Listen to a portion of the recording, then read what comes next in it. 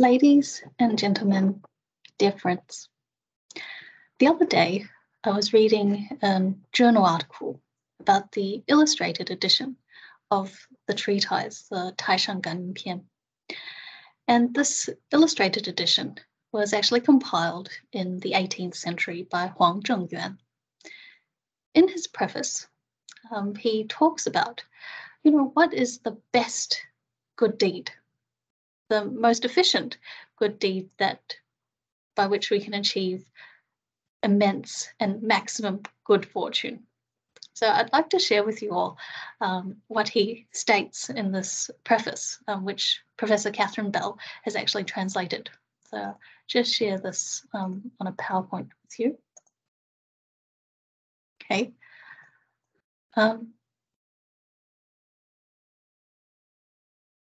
So he states here that there is more than one road to virtue. So in other words, there's a lot of different types of good deeds, but none can compare to distributing morality books. So what are morality books? Well, these are texts that are specifically designed to encourage people to do good, and the treatise is a classic example. It says, by transforming one person, a morality book can transform 10 million people.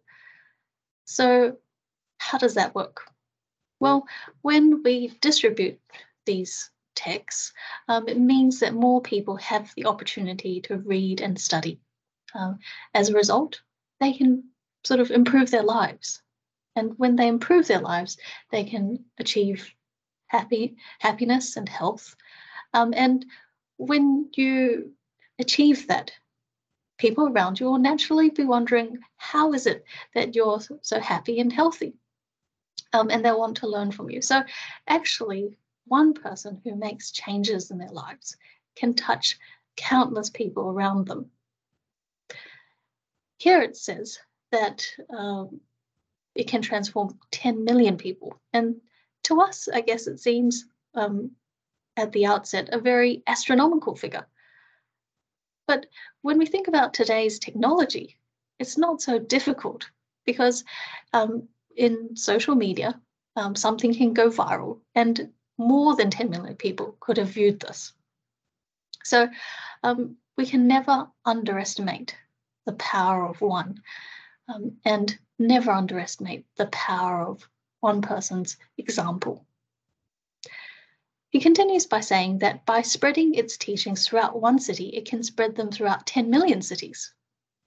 And that's really the same principle in the sense that, if everyone in the city is able to practice the teachings, this city is a model city, then many other governments will want to learn from them.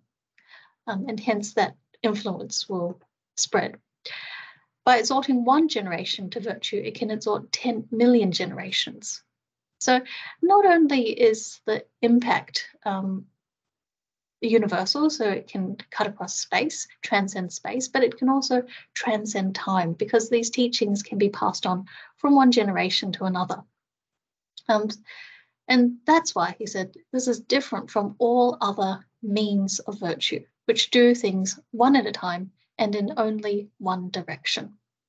So that's the power of education and these teachings. I guess for Kelly and I, these weekly sessions are really about making it accessible.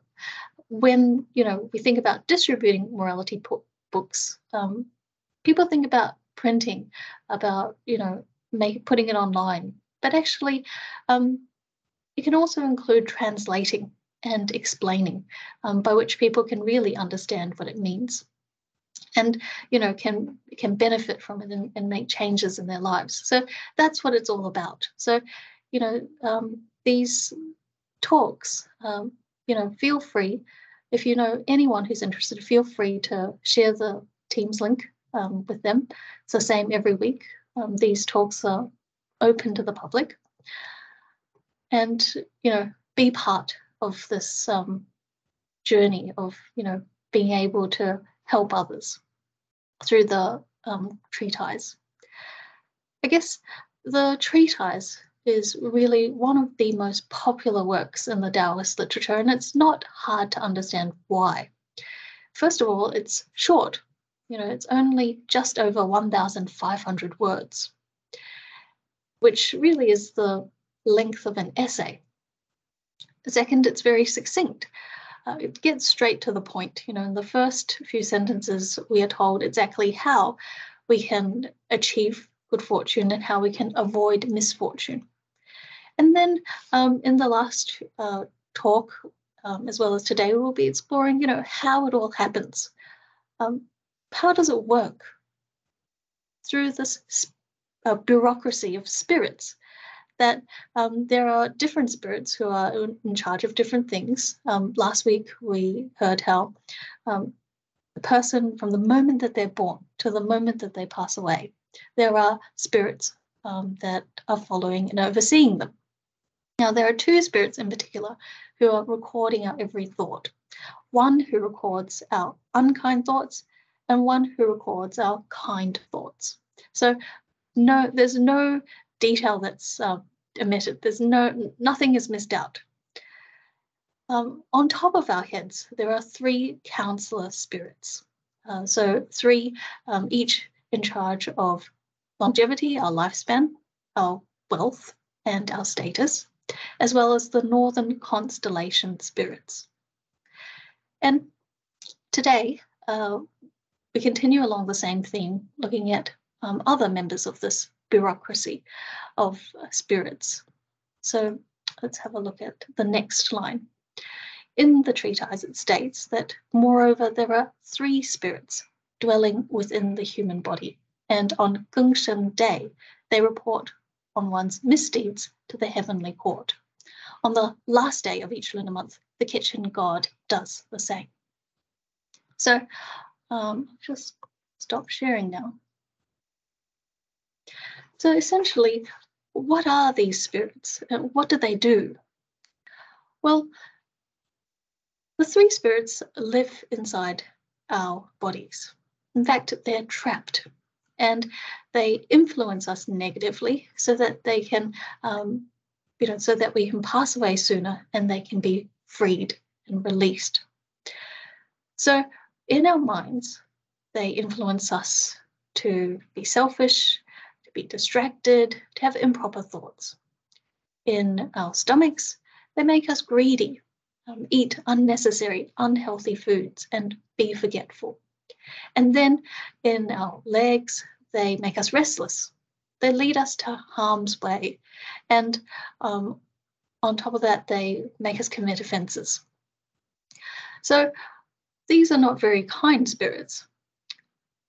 Every second month, so it says in the treatise, the Gongsheng Day. Now, the Gongsheng Day refers to the ancient sort of dating system in which there's a 60-day cycle. The Gongsheng Day is actually the 57th day.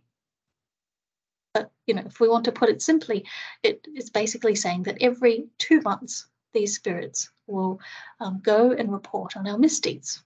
Now, they do this because obviously they want us to receive for our lifespan to be shortened, and as a result, for them to be able to be released sooner. So they're not, as I said, they're not friendly ghosts, friendly spirits, but actually we don't need to be afraid of them at all. Why is that? Because we have the final call. Now, I'll use a very simple example to help us understand. Imagine that you have an event coming up next week, and you know that this event will involve a lot of organization. You might have to, buy things, do research. There's a lot of preparation. And you know that you should really start early. Make sure there's no stone unturned and that, the event runs smoothly. However, there's another part of you that says, there's still a week to go, lots of time. Let's just enjoy life. Let's procrastinate. And then when I think about these spirits, I think about, well, maybe that's that other part of ourselves that's leading us away from what we should be doing. Ultimately, though, as you can see, we make the final decision. in every moment, we can decide what we should do. And so you can see that actually, if we don't commit any misdeeds, these spirits have nothing to report on. So always remember that we have the final say and we're not actually controlled by the spirits. So these 3 spirits that reside in our bodies, they report on us every 2 months. And then, as it says, the kitchen god reports on us every month. And this kitchen god is a deity that's believed to oversee the household. So every household will have this kitchen god. And they will report on our misdeeds and our good deeds to the higher spirits. Of course, some of you may be aware that, there is this custom near the end of Chinese New Year in which, you make offerings to the kitchen god and send this deity off and hope that they can make a good report on our household. Unfortunately, as you can see in the treatise, this kitchen god is not reporting on us just once a year, but actually every month. And the only way to ensure that we have a good report is to ensure that we perform good deeds. It's not about how good the offerings are. Now, there's a very, very famous story about the kitchen god that I'd like to share with you. And actually, this story has been made into a TV series as well. It's written by a man called Yu Liangchen, and he's later known as Yu Gong. Gong being a very respectful term of address for people in those times. So we'll call him Yu Gong. Now, he lives in around the 16th century in a period of time in Chinese history known as the Ming Dynasty. And he basically has written about his life experiences for his grandchildren and descendants. The beginning, he talks about how, when he was young as a boy, he was very intelligent, very bright. And I'm sure that all of us have, know someone during our school years who tops, every class, regardless of the subject, who it's almost like they don't need to study. They're just naturally gifted. And I can imagine that Yu Gong, when he was young, might have been someone like this. But we're also told that he wasn't just gifted academically. He was also quite talented in other ways as well. So he's a bit of an all-rounder. Now, it's not surprising then that at the age of 18, he passes the very first stage of the civil service examinations. Now, this civil service examinations is necessary to be part of the government. And the first stage means that you become what's known as a licentiate. You have a degree which makes you already a scholar. You can teach, and also there are other privileges. But of course, you have to continue and pass another 3 levels of examinations before you become a fully fledged scholar. So it's already quite remarkable that at the age of 18, he's able to pass this first level. And obviously, he's very, very proud of that. In his 20s, he comes together with his friends, other scholars, and they form the Lord Wenchang Society. Lord Wenchang is a deity thought to be patron of the arts and literature, a deity who's thought to oversee who passes the civil service examinations. And there's a text that is attributed to Lord Wenchang with a series of teachings about how to develop our virtue, how to improve our character in such a way that we can achieve the good fortune of being able to pass these civil service examinations.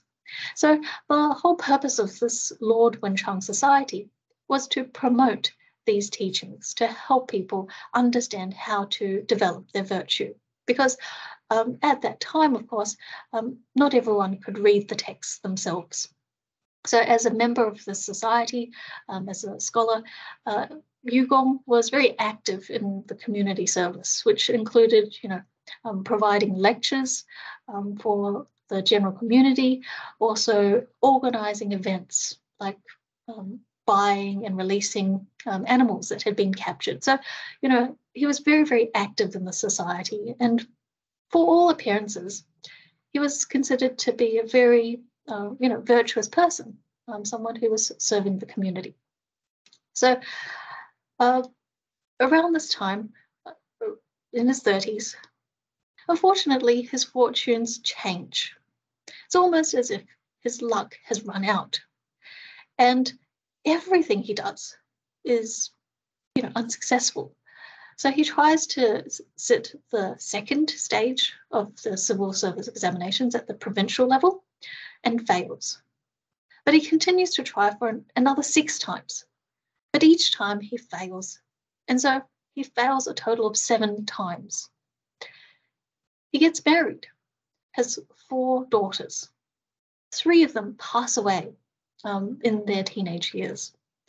He has 5 sons, and 4 of them succumb to illness and also pass away in their childhood years. Now, we have to remember that in those days, there were not so many medical advancements. There were no vaccines, so children could quite easily die from something as simple as chickenpox or measles. So the child mortality rate was quite high. Childhood death was quite common. But obviously that doesn't take away from how distressing it is for the parents. Now, fortunately, one of the sons survives, the 3rd son. And this son was, one of the favorites of the parents. He was very clever, very bright. He was unique too. He had 2 birthmarks on the sole of his left foot. Unfortunately, at the age of 8, he's out playing in the streets. And for some reason, he just goes missing, disappears, and no one can find him. And so the parents are completely distraught. It's, the wife who's been already grieving the loss of her children. This is the last straw. And she cries so much that she loses her sight. And so it feels as if, that every year the family is beset with some major misfortune. Yugong at this time has no choice. He has to try to make a living as a tutor. But, there's not many students and the pay is not great. It's just really sort of scraping by, barely being able to put food on the table and barely even able to make a living. Now, he is a scholar, so he has read the treatise. He knows the Confucian 4 books, the 5 classics. And he also knows, of course, that very important principle that everything that happens to us, all the good fortune, the misfortune, is a result of our own actions. And so he tries to evaluate his actions. Well, what has he done in his life to deserve this? What has he done wrong? But try as he might, he never really sort of finds, he doesn't feel that he has any faults, can't find any faults. And so as a result, he feels like, why is life so unfair to him? Why is it that the spirits are just punishing him without any good reason? And so, this is during his 30s. By the time he's 40, he makes up his mind and, writes to the spirits himself. He writes a petition. Every year, he asks the kitchen god to help relay his messages, his letter to the higher spirits, to the heavens. And so every year he writes out, all his complaints, his good deeds, etc.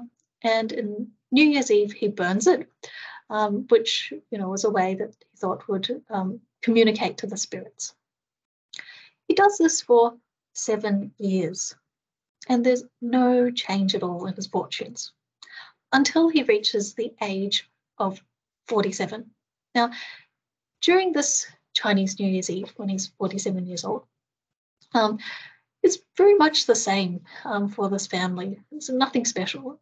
But, if any of you have been to an Asian country during Chinese New Year, you'll know that it is the biggest celebration of the year.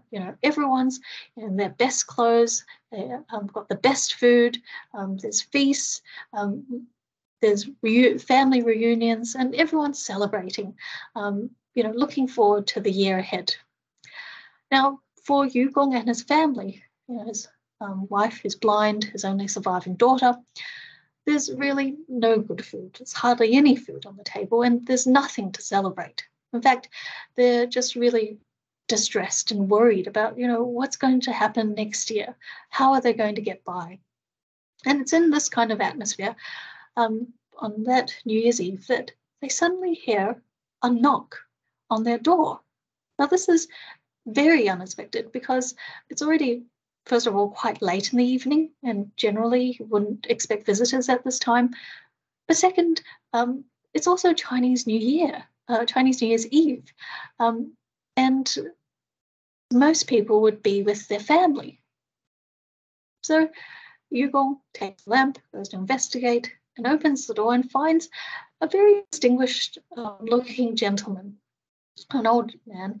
His hair is greying, he's got this very long beard, looks like he's in his 50s or 60s, and he's wearing this black robe and a square black cap, which is usually worn by Taoist practitioners.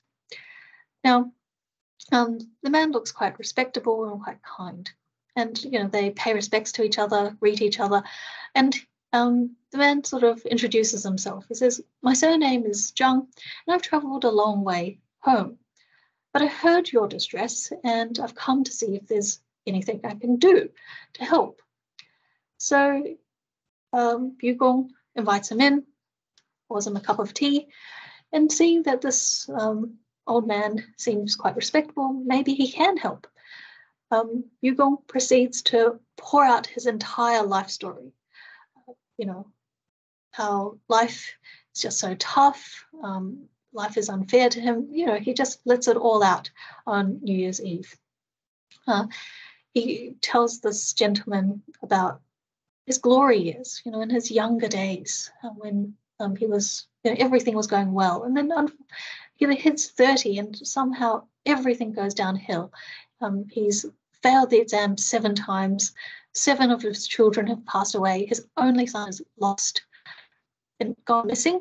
And his wife is also cried herself blind. On top of that, for the last 7 years, he's been petitioning the kitchen god, and there's really no response. Now, at this time, after he's really poured his heart out, the Mr. Zhang then says, "Well, actually, I've been aware of your family situation for quite some time now, and I know about your actions and even your thoughts. You've too many improper thoughts, and on top of that, the good deeds that you've performed are really just for show, just for you to earn a good reputation and praise. In fact, all your petitions are just blaming others and blaming the spirits, and you've never really reflected on yourself. This attitude has actually offended the heavens, and you will inevitably suffer from more misfortune in the future." Yugong is shocked because how does this person know what he wrote in those letters? He didn't tell anyone, and he burnt them. But at the same time, he doesn't agree with what Mr. Zhang is saying. So he argues, he says, "I've heard that the spirits in the spirit world, they record each and every one of our deeds very meticulously. Even the tiniest good deed.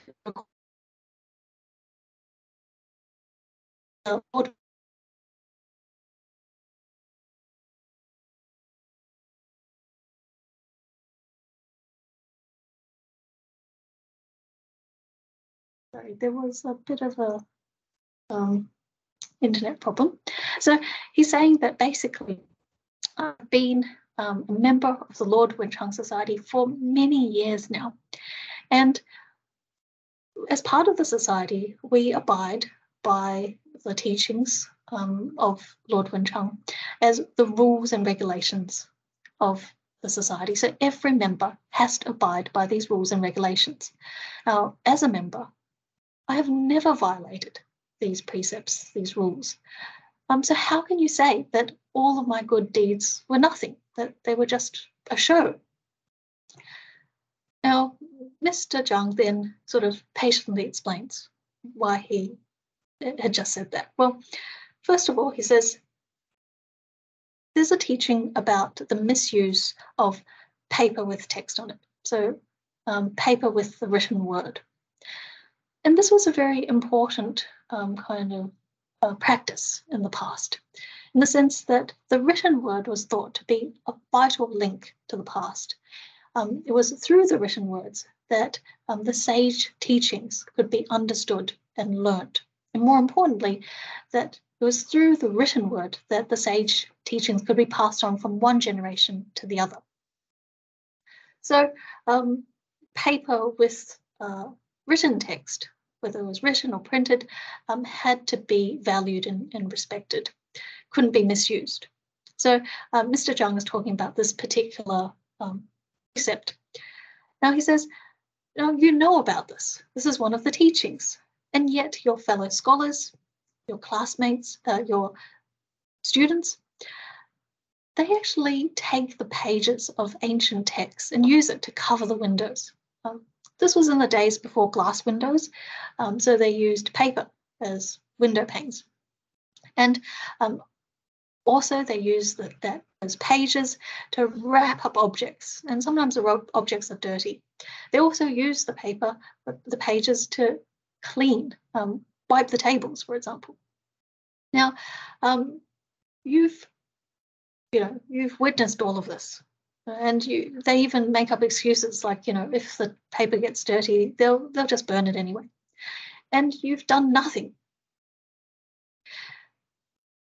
But the good deeds that you do are when you're out in the streets and, everyone can see you. And then, if you see a sheet of, paper, printed paper on the ground, you pick it up and you bring it home to burn it. And that's, so everyone can see that you've done that good deed. So can you see how your good deeds are really just to earn the praises and the good reputation from others?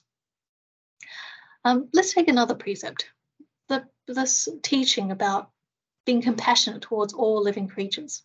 And yes, you participate in the monthly sort of events where, the animals that are captured are released by these animals and set them free. But you're just really following the crowd, because on the days and the times when there's no one to take the initiative to actually organize and arrange this event, you don't even bother with it. So you'd see that this compassion doesn't naturally sort of arise from your own heart. You're really just there, you're afraid that people will say that you're not doing the good deed as well, and you just follow them. And on top of that, when in your own home, on your dining table, you eat seafood.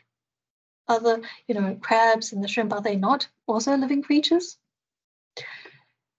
Then Mr. Zhang continues. He says, well, that's in your deeds. Well, what about your words?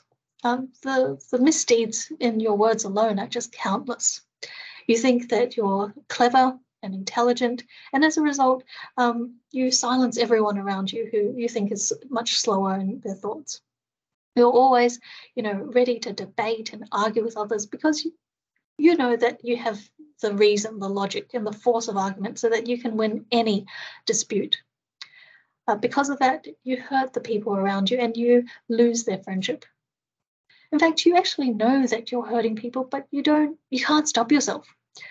Because you have this gift of the gab, you humiliate others, you mock others, and so much so that people actually don't really feel comfortable in your presence.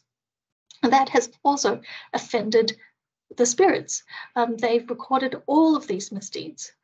You think that you're blameless, but you're very much mistaken.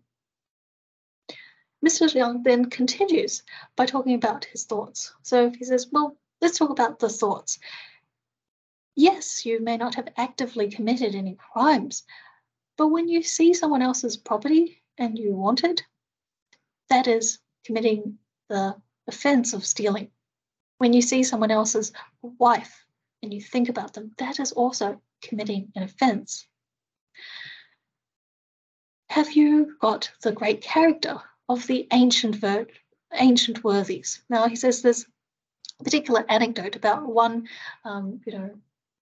man of great character in the past who lived prior to the times of Confucius. He says that there's a story about this man. One time he had no choice but to take up lodging in the home of a widow, which of course was not the done thing to do in those days, because first of all, it would make the lady quite uncomfortable, but also it would arouse suspicion from people in the community. So what did this gentleman do?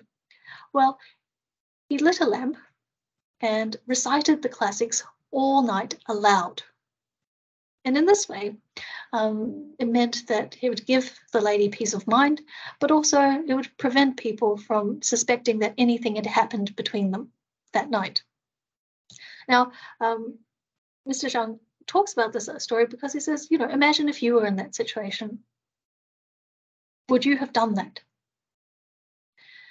In fact, Mr. Zhang says that it's actually all your thoughts, these improper thoughts, they are there, and it's just that you haven't got an opportunity to put them into action, otherwise you would. So at the end of the day, all of these misdeeds have been recorded, and you can't fool the spirits. They know your innermost thoughts. They know what you're going to say even before you say it. You're only really deceiving yourself. Now, every year for the last 7 years, you've been writing these petitions, and the heavens have received them. In fact, you think that they ignored you, but actually they do care. The heavens actually ordered spirits to come and specifically watch your actions, to double check, to see if there was any virtue that they could record. But they found that there was barely any virtue that they could record. In fact, they found that in your heart and mind, it was just full of selfishness, jealousy, arrogance, anger, this cruelty even. And that's all that they could record. So you really, because of all of these improper thoughts, you're going to suffer the consequences. You're just going to suffer more misfortune. And in fact, it's already quite difficult to even try to avoid misfortune, let alone talk about trying to achieve some sort of reward for what you've done. So Mr. Zhang really sort of explains it to him and tries to get him to really evaluate his actions, his words, and his thoughts from a different perspective. So at this point in time, Yu Gong, he's so scared. He realizes that this is no ordinary person, and he's also very terrified about what's going to happen in his life. His life is already miserable. So he sort of throws himself on the ground, he prostrates and asks for help. He asks for forgiveness. During this entire time, Mr. Zhang has been, he's not threatening. He's just really sort of stating the facts. And he does so in a sort of kind and caring way. So he says, well, you do have a number of excellent qualities. First of all, you really value the sage teachings. You really value these ancient sage texts. Second, whenever you see someone of great virtue, you feel inspired. Now, the problem is that whenever you don't study the text, when you've closed the book, when you're not in the company of those who are virtuous, then you simply forget these values and you revert back to your old ways, these negative habits. And so as a result, when you actually perform good deeds, what you think are good deeds, you do so with the wrong intentions. So you do so thinking about your own gain, your own selfish gain. Will people praise me? How will people think of me? Will I get a good reputation from this? And so when you perform these good deeds, they actually mean nothing because it's the wrong intentions. The root cause of your good fortune or misfortune are your thoughts. And if you have the wrong thoughts, it doesn't matter what you've done. It's really just a show. So it says, it's like if you think about the analogy, you're sowing the wrong seeds, you're planting weeds, and you're expecting fruits and vegetables. Well, that's impossible. However, Mr. Zhang does try to give him some advice. He says, well, if you want to experience less suffering, if you want to avoid the misfortune, then here's some advice. First, be sincere. In your thoughts, drive out all those improper thoughts, those thoughts of selfishness, and fill your mind up with noble, worthy thoughts to benefit others, thoughts of bringing out the best in others. So that's this sincerity, and bring that to whatever you do. Second, be courageous and do the best that you can for others. So when you see the opportunity to do a good deed, do it without hesitation. Do it without thinking about whether it's difficult or easy. Do it without thinking about whether you're going to be praised, rewarded, or earn a good reputation. And do it to the best of your ability, regardless of even if you think that you don't have all the capabilities to see it through. Just keep going, persevering, and doing it with patience until you finish the task. And third of all, be honest with yourself. Don't deceive yourself, and work at it. So be really diligent and not lazy. Don't slack off. Use every day to its fullest potential. 24 hours, use it to its maximum to do good deeds. So he gives Yugong these 3 points of advice. And he says that, if you are able to follow this, over time, you will see the benefits. In fact, the benefits will be extraordinary, inconceivable. If you're able to follow these instructions, then you'll be able to change your fortunes. So he concludes, Mr. Zhang then concludes by saying, well, why have I come to tell you this? I've specifically come to provide you with this advice because in your home, you have served me for many years with sincerity, with respect, and I want to repay this kindness. Now, if you are able to follow this advice, then you will surely experience the benefits and you will surely be able to change your fortunes. Having said this, he gets up and starts walking inside the house. Yugong is really curious and follows him. He's not sure where he's going. He walks into the kitchen, approaches the kitchen hearth, and disappears. And it's in that moment that Yugong realizes who he has been talking to all this time. It's the kitchen god. It's the deity that he's been writing petitions to for the last 7 years, and the deity who oversees their household. So that's why he knew everything about his life. He knew exactly what he had written in those letters, and he knew his innermost thoughts. So Yugong immediately sort of burns incense and expresses his gratitude for the kitchen god manifesting himself and providing this valuable guidance. The next day is, of course, the start of the new year, and Yugong vows to start afresh, to completely turn over a new leaf and change his ways, and put into action all of the different instructions that the kitchen god has provided. So he writes an oath. Right? He sort of says that he vows that he will try to fill his mind with these pure, noble, worthy thoughts, thoughts of benefiting others, and try to drive out all these improper thoughts and work hard in upholding good virtue. And he is so resolute that he actually changes his name. His original name was Liang Chen, and he changes his name to be Jing Yi. Jing Yi literally means purifying one's mind. And so he calls himself Jing Yi Daoren, which means the Taoist who is devoted to purifying their mind.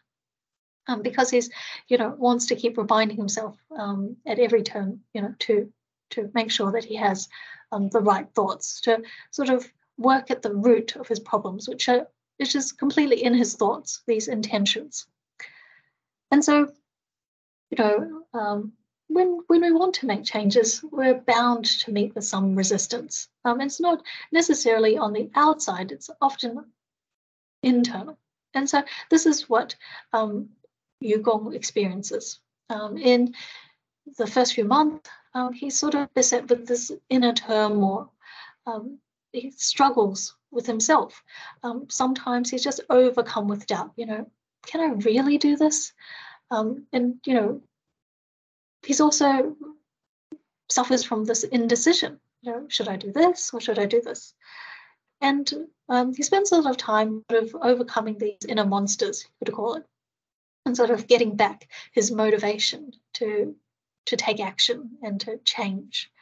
And gets to the stage where he actually asks for help. Now, in those days, and even in a lot of Asian countries today, you'll find that the Chinese culture is really a fusion of Confucianism, Taoism, and Buddhism. So we read how Yugong has made offerings to the kitchen god, but at the same time, he has statues of the Buddha and Bodhisattvas in his home. And so he sort of prays to the Bodhisattva, the goddess of great compassion, in Chinese, Guanyin Pu Sa. And he sort of prays that this Bodhisattva can help him fulfill those vows and give him the strength to really put effort into developing his virtue, developing the right thoughts. And every day he gets up early and recites the Bodhisattva's name 100 times. And he feels that this gives him an added confidence and support. So much so that over time, he's able to actually, when he meets with an opportunity to do good, he's able to do it without thinking twice. He doesn't think about, whether the task is too taxing or trivial. Doesn't think about whether the task will take up too much time or resources. Doesn't think about, what are going to be the rewards for doing this task. He simply does it, and he does it with such sincerity, whether it's to help someone or even another living creature. So he's completely sincere in his performing the good deed. And he makes sure that, regardless of the time or effort it involves, he carries it out to completion. He gets the task finished. He also finds himself reading the classics like he's never read it before, really sort of understanding the example of the sages and trying to emulate them. That's in terms of his deeds. Or what about his words? Well, before we said that, originally he was very argumentative. And now he finds that he can bear insults without holding grudges, and actually even encourages other people to do the same, to also, develop that virtue of forbearance. And he finds that the days, the months go past very quickly. In fact, 24 hours in a day is not enough time to do all the good deeds that he's planned. And so he continues this for, many years. And at the end of every month, he writes down everything that he's done in that month on a sort of sheet of yellow paper and burns it in front of the kitchen hearth as a progress report to the kitchen god. Now, over time, his efforts begin to bear fruit. He starts to experience the benefits. Now, first of all, let's think about, from the mental health perspective. he finds that, whenever he's engaged in a task, when he's doing something, his mind is completely focused on helping others, on benefiting others, and bringing out the best in others. And when he's not occupied, when he's not busy, his mind doesn't give rise to any thoughts at all. He's completely has peace of mind, which is amazing. And so that's, from actually only practicing for 3 years. Well, remember that he met the kitchen god at the age of 47. And so he's already, by the age of 50, he's already starting to experience this, the benefits, not only from within, but also at the age of 50. It just so happens that the first minister of the state, so you could say a very senior minister in government, is in the district overseeing the exams.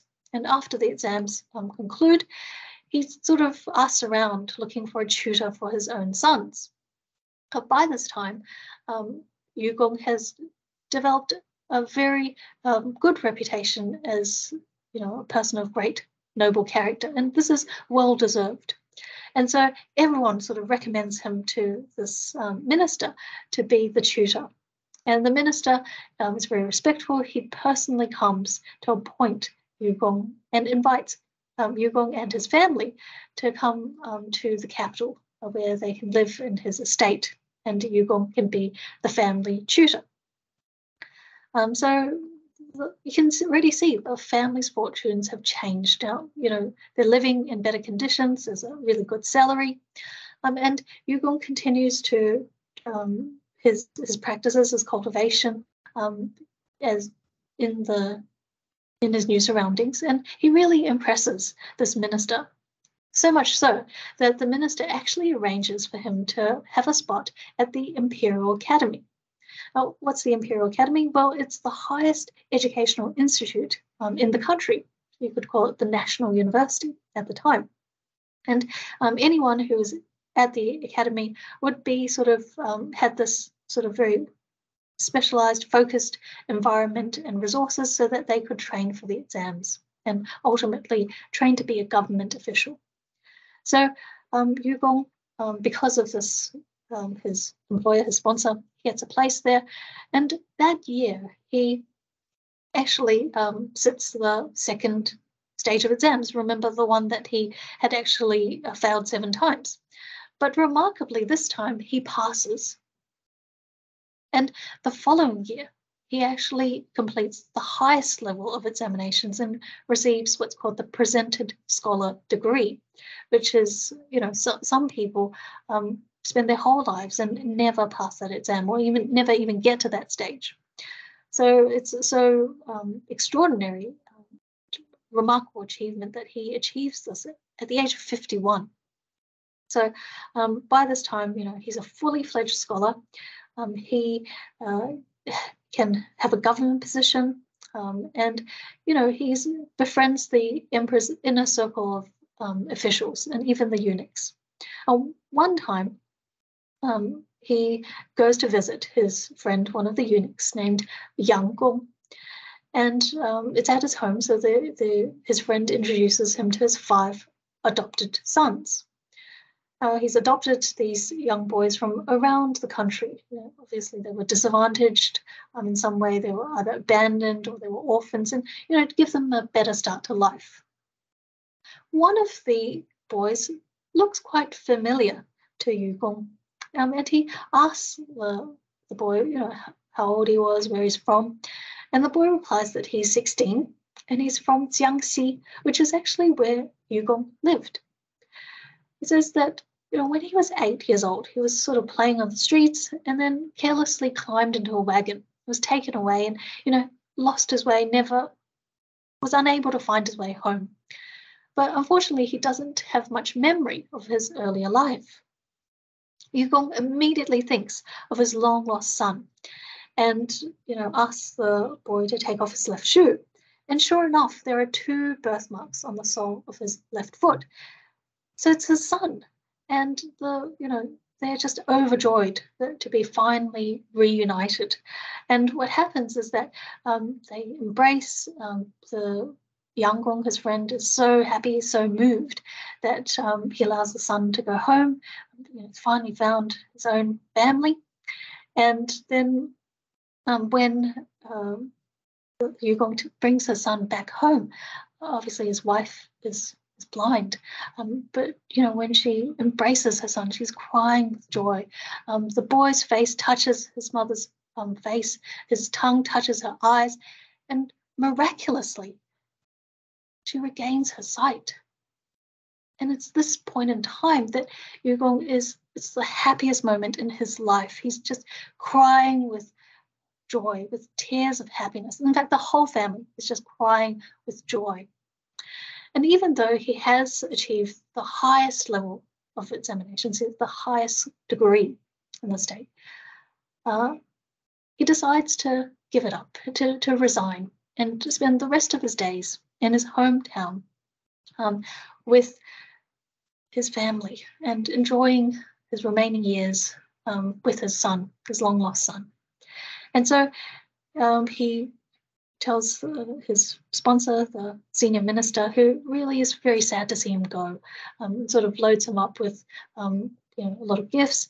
And eventually he goes and settles back in his home village, where he continues to do good deeds with even more sincerity and with even more diligence. Now, his son later marries and has 7 sons of his own. All of them grow up and become scholars in their own right.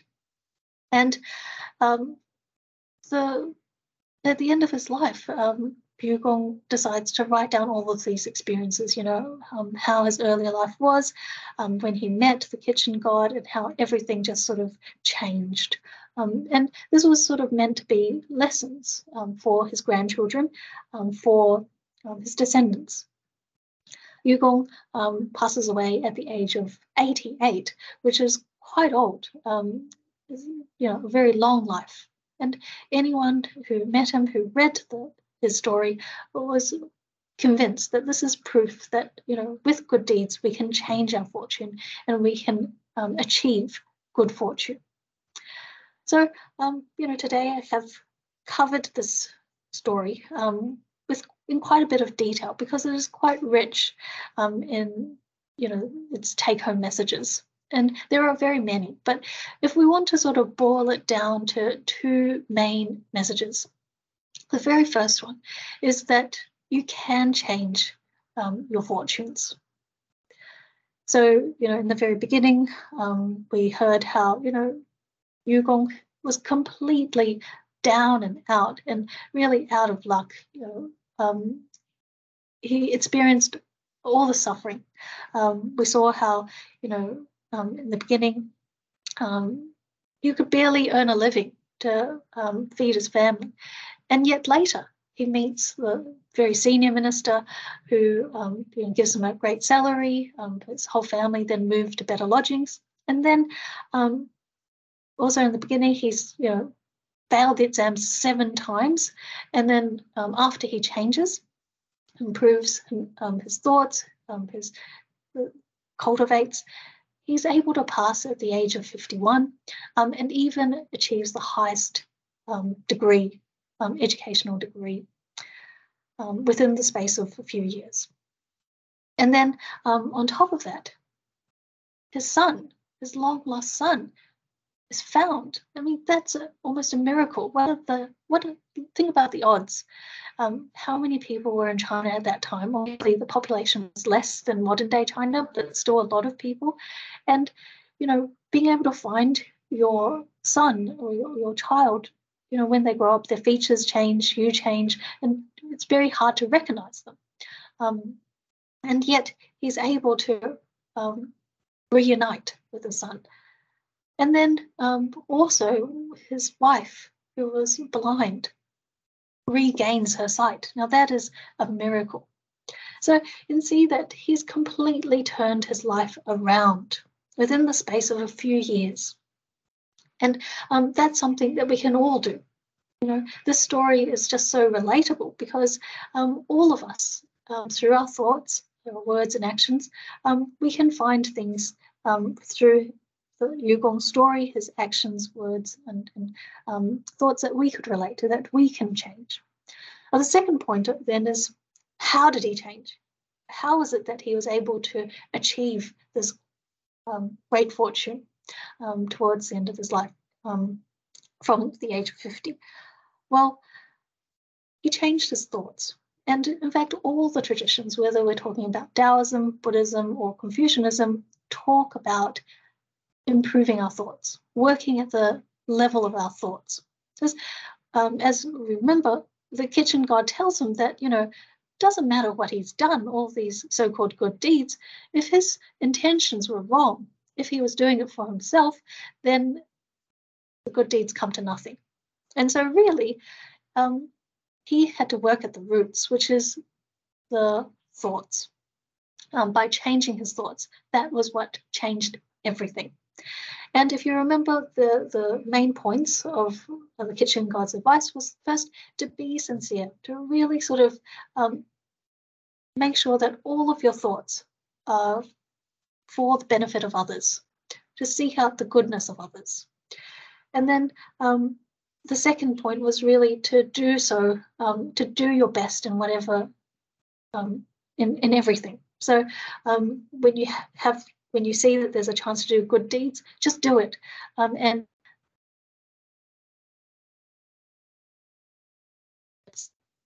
the third point was really be honest with yourself. Why are you doing this? What's your intentions? And then to be diligent. Don't slack off. Don't be lazy. So these things are what we can all implement. They're very practical, these actions. And even though, of course, we aren't, suffering the same misfortune as Yugong, prevention is always better than cure. And from whatever sort of situation we are in now, it can only improve if we improve our thoughts ourselves.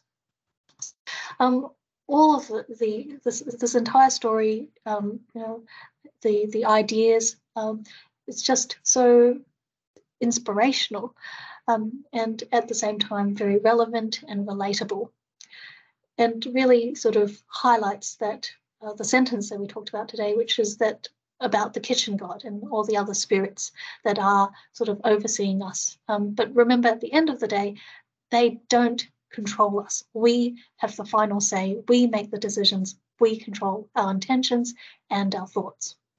So next week, we'll be covering, we'll hopefully be able to start talking about some of the good deeds that you might want to consider to perform if you were wanting to achieve better fortunes. So thank you very much for listening, and hope to see you all next week. Thank you again.